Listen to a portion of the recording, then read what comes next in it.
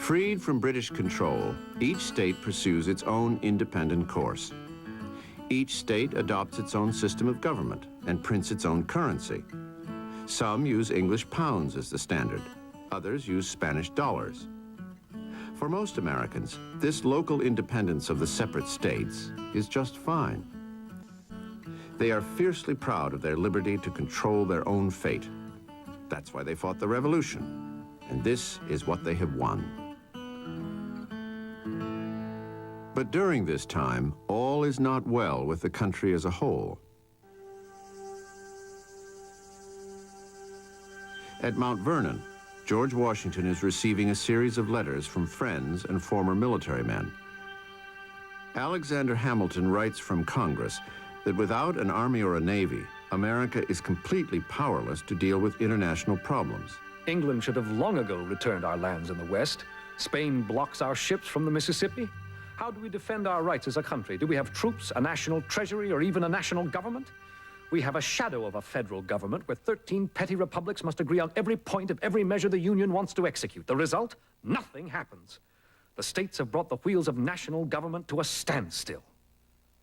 You really see Hamilton tearing his hair and mumbling dirty whack-a-frass as the revolution ends, because the Confederation government to him is absolutely nothing that's going to build the America he wants it to be. He has no patience whatsoever with this loose agreement.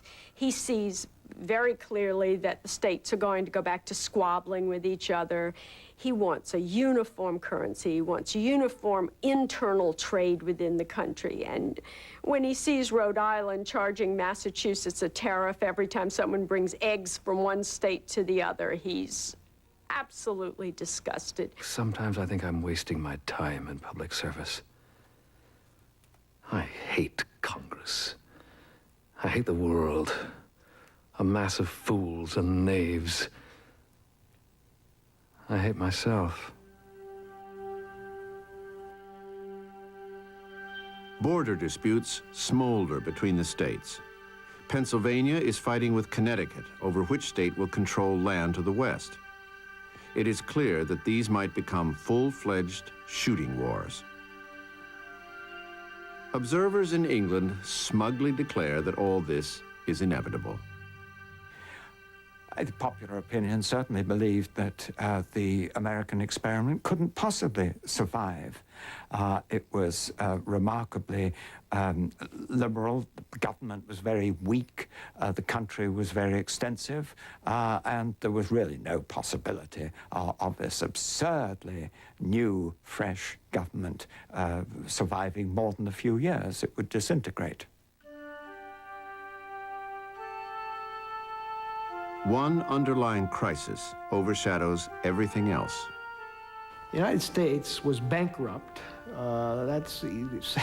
It had no ability to tax.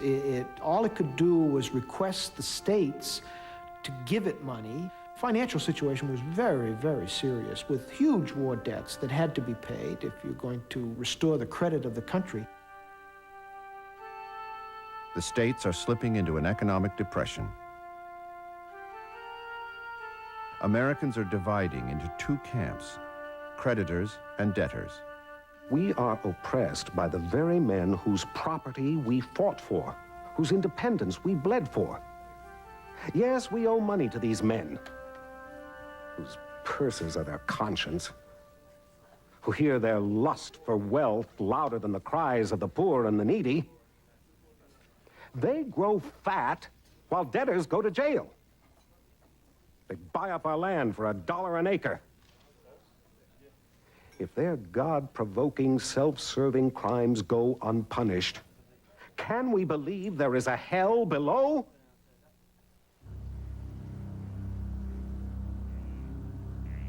In 1786 in Massachusetts, the antagonism between the debtors and creditors breaks out into open conflict. Angry farmers arm themselves and march on the state courthouse in Springfield. The local militia join with the farmers. Daniel Shay, the leader of the insurgents, becomes a folk hero.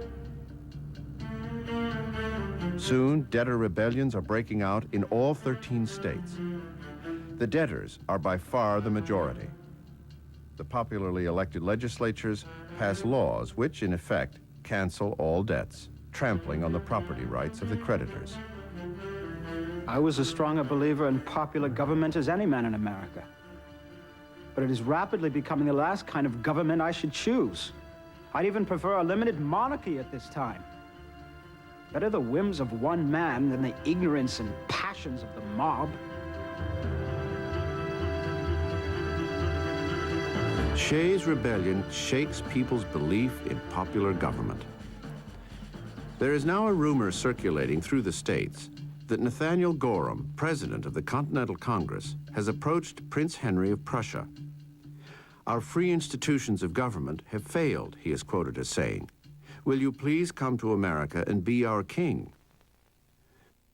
Prince Henry is said to have reminded Gorham that Americans did not get along very well with their last king, and to have curtly declined the offer.